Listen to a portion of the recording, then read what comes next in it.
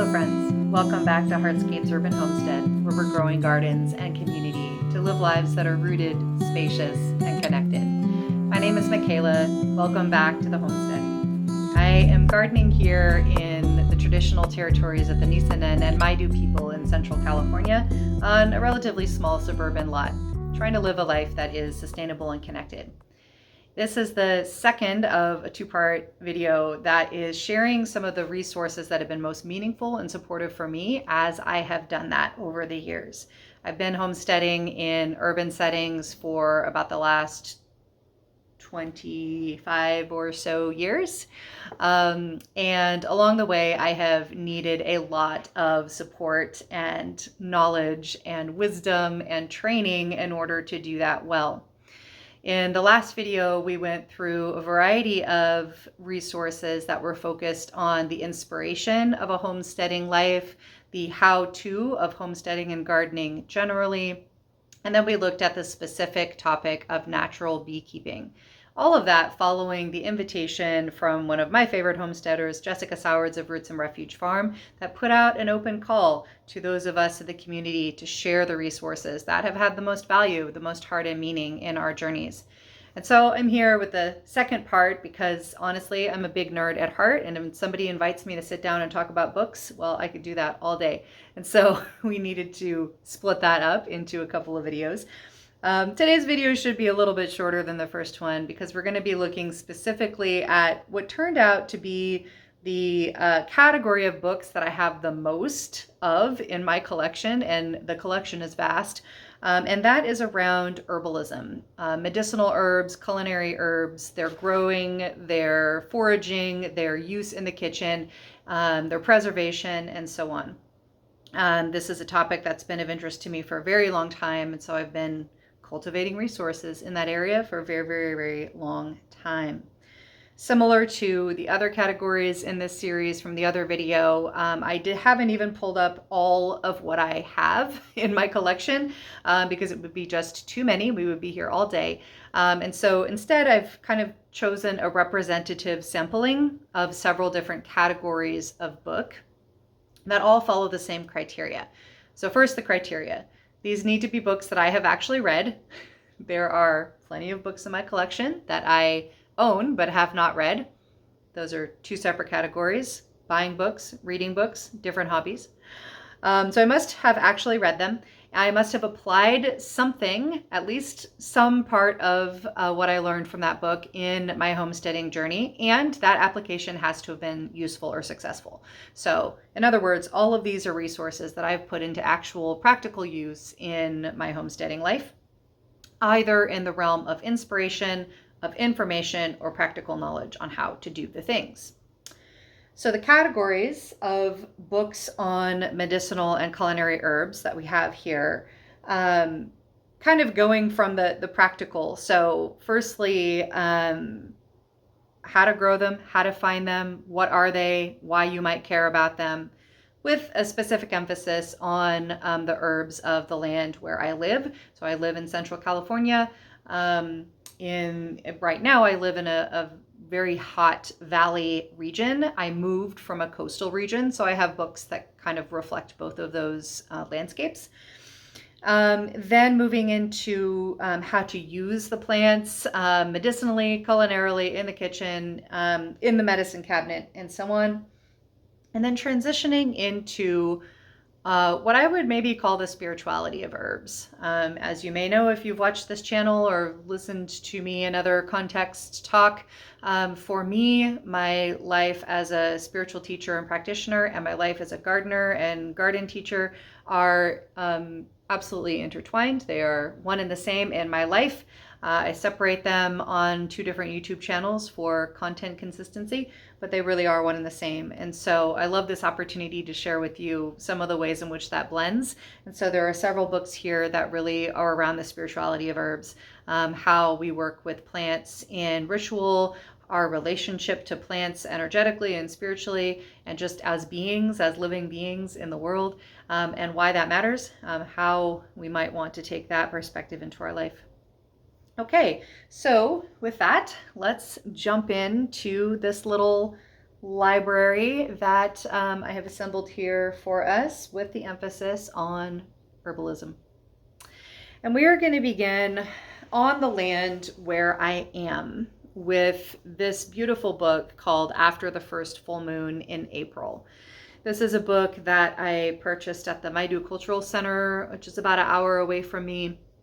And it was written by Josephine Peters and Beverly Ortiz, who are elders in Northern California Native American communities here in the region where I live. And so this book is a source book of herbal medicine from a California Indian elder. And this is a really important resource for a lot of reasons. And I would really encourage you to find an analogous resource in your region. Firstly, because it's important for us to be in relationship with the people on whose land that we live. When we talk about stewarding the land, homesteading is certainly a lifestyle of land relationship, of being in relationship with the land, of being in intimate relationship with the specific land on which we live, the climate where we are. And that includes the historic people whose land this is. For folks who are not Indigenous Americans or Indigenous of the land that on which you live, we are visitors here. And the people who have lived here for many, many, many generations before our people got here, for the most part, they're probably still here. They're probably still living their lives and doing the best they can to be in connection with the traditions that have sustained them for many, many, many generations. And I see it as part of my responsibility as a colonizing person and as a gardener, as a person who loves this land, to be in relationship with the Indigenous people of the land on which I live. So that looks a lot of different ways in my life and in my practice. But in my gardening, that certainly looks like understanding the relationship with food cultivation and food foraging and finding and utilizing that come from the traditions of the Maidu and Nisenan people, and that are still very much alive and in practice by people in my community. And so this book does a really beautiful job of firstly telling, kind of the ethnobotany story of the relationship of the people of this land and plants, giving a little bit of the story of the tribes that Peters and Ortiz are from and their family history, and then transitioning that into their relationship with plants, with herbs, and how they are found, cultivated, and used traditionally within their peoples. And so you give that good mix of knowledge, inspiration, and then how to, recipes, how to think about using different plants in different ways, both culinarily and medicinally, and specifically how to identify and use and recognize the plants that are indigenous to this specific region. Most of us will have access to a resource like this. So I very much encourage you to, if you don't know already, find out who the tribes are from your region, and to find where they are active, and to seek out information that connects the traditional ways in which the Indigenous people of the lands that you're from live their lives, and how you can live your lives in a way that is supportive of that ongoing culture, and also in a way that puts us in deeper relationship and deeper integrity with our homestead, with the food that we bring into our family's life, into our bodies through this lifestyle. It's a really powerful way of incorporating knowledge into our homesteading life. And so this is just one of many examples of how that looks in my region. I encourage you to find resources from your own region that do the same. So moving from there, this book, The Medicinal Herb Grower, is a guide for cultivating plants that heal by Rico Ketch and Sina Ketch. And the two of them own a seed company called Strictly Medicinals up in Oregon. So coastal, West Coast kind of in the region where I live, but a very different climate. And I've purchased seeds from them for years for medicinal plants. So their seed farm is explicitly medicinal plants. So they're working with herbs and other food plants in their traditional medicinal context. So tons of information about that world of medicinal plants. And then their book here just goes into a lot of very specific, like, plant science knowledge from the plant identification side, cultivating and growing. A lot of really valuable information for gardening generally, including soil science and lots of things about climate and the way that plants grow and what they need, and so on and so on. Of course, they're talking specifically about medicinal herbs, but a lot of that knowledge is generally applicable to other types of plants that you might want to cultivate. And then how to, use specific herbs in medicinal and culinary ways. I would say that more of this book is about the growing of the plants and less about the using of the plants. So there's just kind of more information about how to grow them. But that's perfectly fine, because there are a ton of books about how to use medicinal plants. And that is where we're going to go next. Again, this is just one of many examples I could have grabbed from the shelf. I chose this one because the authors are reasonably local to me. I mean, it's, the next state up from me, but, reasonably close. And it's a very, they're a real small scale operation, just a family farm selling seeds and selling books and other resources. So I love supporting them and recommending their work. Okay, so I grabbed this one here, Guide to Wild Foods and Useful Plants. As a representative of a larger category of books, I could have grabbed any one of them that are in the realm of foraging and of plant identification out in the wild, how to recognize plants in your region, and how to forage them safely, effectively, how to use them, how to put them into application in your kitchen. And so this one is really essentially an encyclopedia. It just kind of alphabetizes a wide range of commonly forageable herbs and plants, edible plants. I do not remember the specific region that this book is coming from. I think it is West Coast generally, but not as explicitly from where I live. But again, a lot of resources like this will be generally useful. There'll be some plants that are not available where you are. There'll be others that are. So, again, the more local and regional a resource like this can be, the better. But even just the how to think about foraging, how to think about plant identification, those kinds of concerns are really useful generally as well. And there are quite a few plants in a book like this often that'll be widespread available. For example, I just opened it up randomly to the section on roses, on wild roses. Wild roses are found all across the United States and in other places. And so there's certainly quite a few plants that are, widespread enough to be useful, even if the guide is not specifically from your area. And this includes things like processing acorns from oak trees and a lot of traditional uses of plants that we just kind of don't think about anymore. I mean, acorns require a lot of processing to be edible, but once you go through that effort, they're delicious and incredibly nutritious staple crop that has been an incredibly important food source in my region and in other regions for a long time. So I just really love knowing that information, having access to it, even if I'm not myself going to make acorns a staple part of my diet. I really value having that knowledge and context. And there's a ton of other plants in there that I do use. So always a really helpful kind of book to have in your library, how to identify and forage wild plants for food and medicinal use. Okay, so moving right along, two books that again represent Many other books that I could have pulled off the shelf. This category is probably where I have the most books. But to keep it concise, I just picked one of each as an example.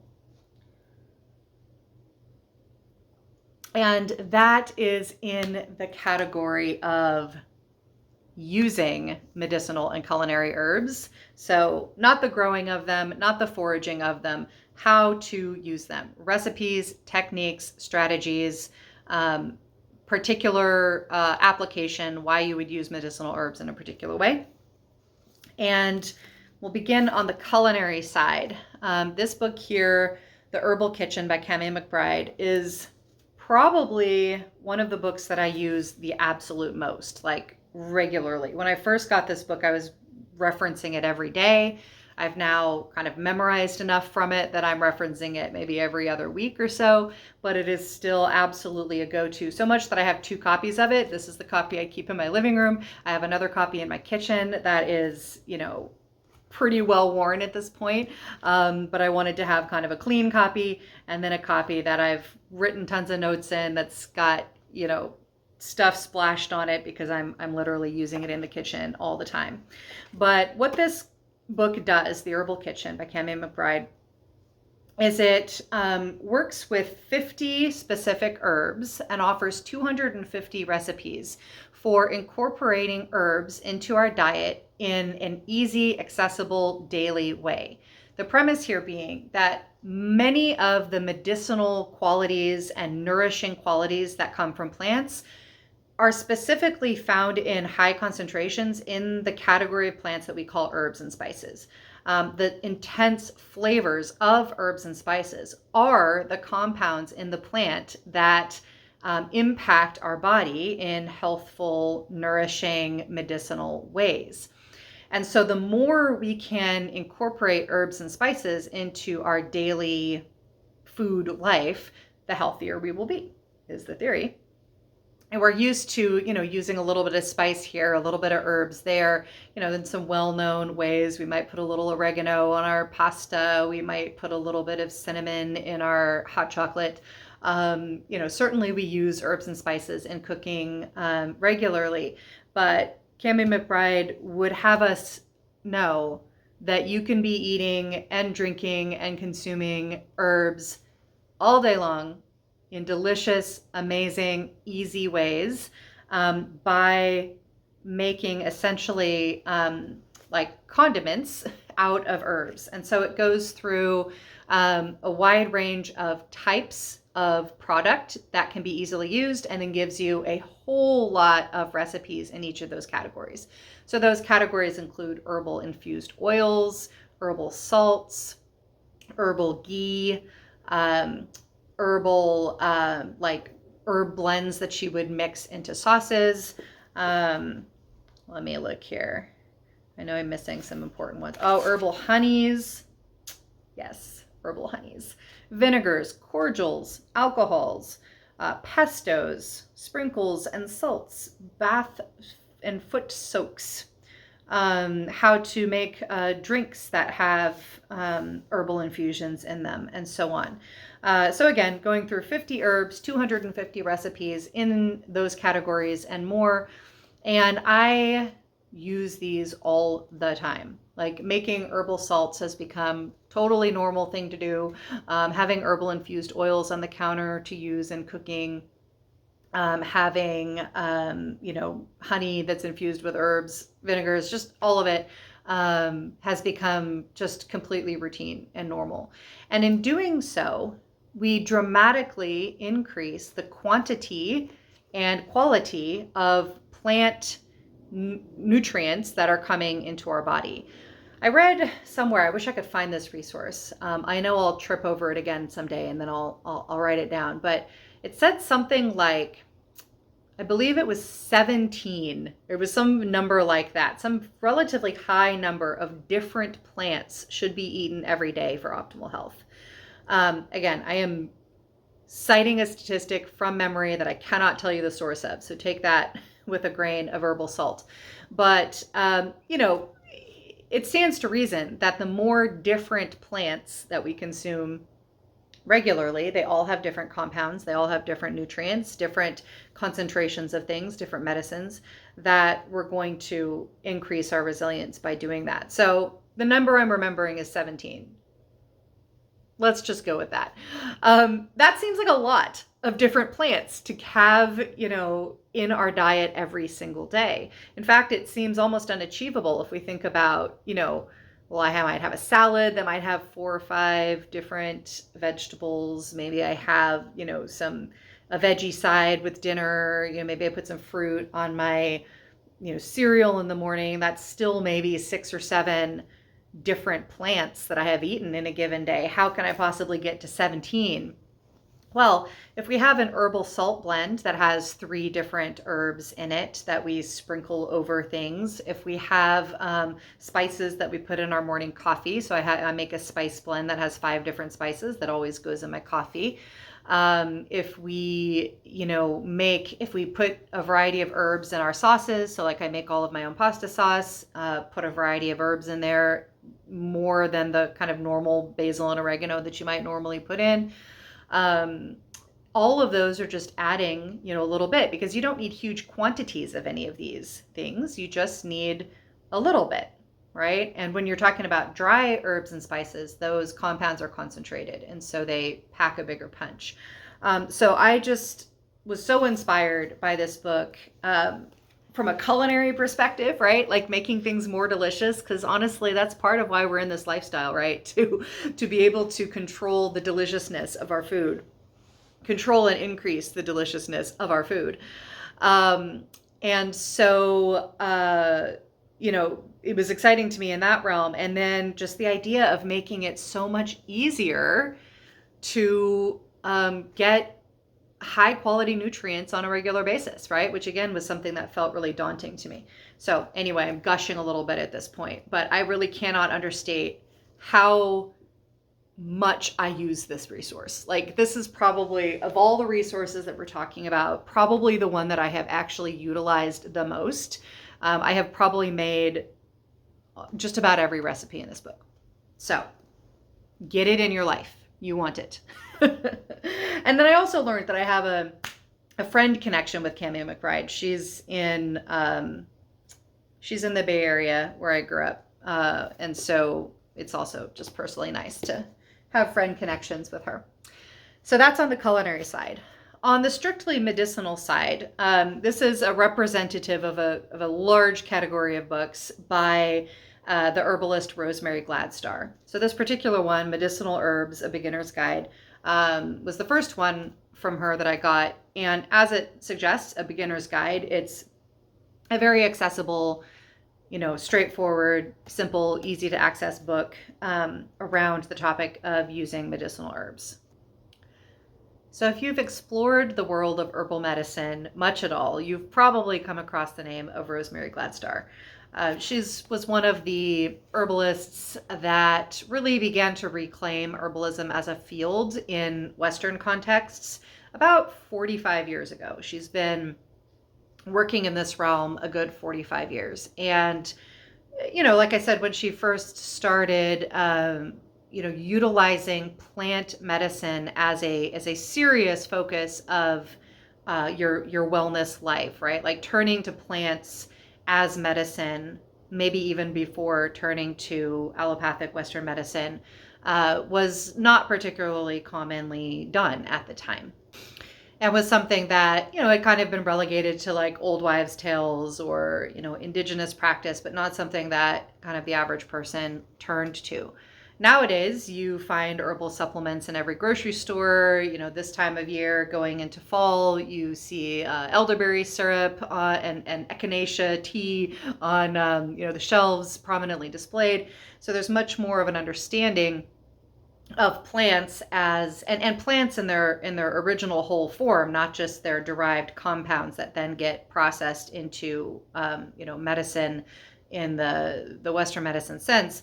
But going to whole plant sources for your medicinal needs has become much more common, but 45 years ago was very much not. And so Rosemary Gladstar was one of the people who really popularized this sort of work, at that time, and has continued to be an advocate, a teacher, a international player in the world of medicinal herbs for many decades.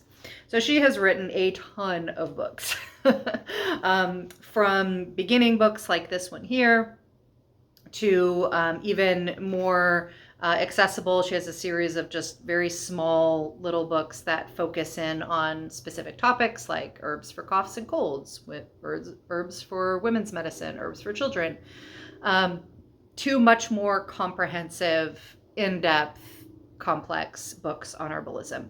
So, really important teacher in our time, and really just very good at distilling a lot of information in a way that's accessible and useful for daily life. So this particular one goes through 124 recipes in a wide range of categories, certainly things like teas and tinctures, things like salves, things like some of the herbal, medicine as food, like pestos and sauces, and just all the things, so many things. But this particular one, the reason I grabbed this one is, again, because it's an accessible, kind of distilled version of what can become a very complex topic. So it's great to have a few resources like that are just kind of easy. You can grab them off the shelf, look up a particular plant or a particular ailment or something that you're wanting to address, and find, a limited but useful array of recipes. So again, representing a large category of books that, I could have grabbed any number of representatives of.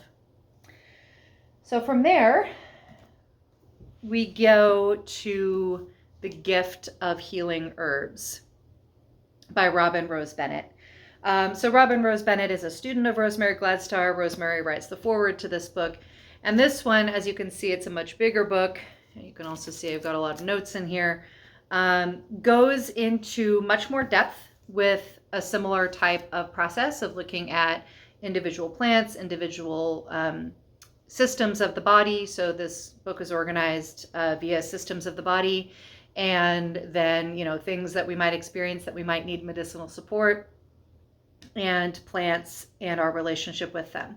One of the things that I really love about this one, it's beginning to bridge the categories of the strictly like how-to information into where the final two books are going to land, which is, again, that spiritual connection with plants. So you get both of those in this book. She talks a lot about our relationship with plants, the spirituality of plants, and then the biology of plants and the medicine of the interface between plants and our bodies as a medicinal category. So really, really lovely balance there. And to that point, a lot of the recipes, the recipes are balanced between ones that focus really primarily on the biology. So like how to treat this symptom or this illness or this injury with herbal medicine. And then recipes that are more on the spiritual side. So how to treat mental health conditions, how to work with our dreams, how to work with our emotions and our emotional life, using our relationship with plants. And so it's, again, bridging the mind-body connection, the mind-body-spirit connection, using our relationship with plants as the focus point and the pivoting point for that topic. And I just love it so much. Okay. So the last two books that we're going to look at are really strongly on the side of the esoteric, the spirituality of plants, the magic of plants, and our relationship with them. And again, representative books of many others that I could have pulled off the shelf, but these two are particularly lovely. So beginning with Evolutionary Herbalism, Science, Spirituality, and Medicine from the Heart of Nature by Saja Popham. And I love this book so much. The center point of this book is the idea of alchemy and of working with the elements of the universe, of the world, and of our own body, right, as a reflection of the world around us. And it walks us through a variety of different historic methodologies for working with plant and elemental magics and energies. Things like sympathy, like alchemy, like, God, I'm not even remembering in this particular moment, but really walking that line of, well, as it says, science, spirituality, and medicine, and I would add magic, and the heart of nature. And so you get a historical survey of different systems of thought from different areas of the world, from like ancient Roman and Greek to Asian cultures to indigenous cultures from the Americas, and different ways of thinking about our relationship with plants on a spiritual and scientific level, and then how that matters in our life now, and how we can work with the evolution of these relationships in our life. This is a dense book. And astrology. There's a ton of astrology in here. How could I forget? I mean, just an absolute ton of astrology. In fact, I think it's more or less organized astrologically. This is a dense book. There is a ton of information in here. It has a very particular blend of being, on the one hand, fairly academic in how it approaches those topics, and then also very esoteric and spiritual in how it talks about it. So it's not for the faint of heart. It is a dense book. I have not completed reading this book. Partly because it's the sort of thing where you read a little section and then you're just like, wow, I got to digest that for a while, and I'll work with that section, and I'll bring it into my classes when I'm teaching, and, we'll kind of turn it over. So definitely a dense book, one that I really love having in my collection and will be working with for years to come.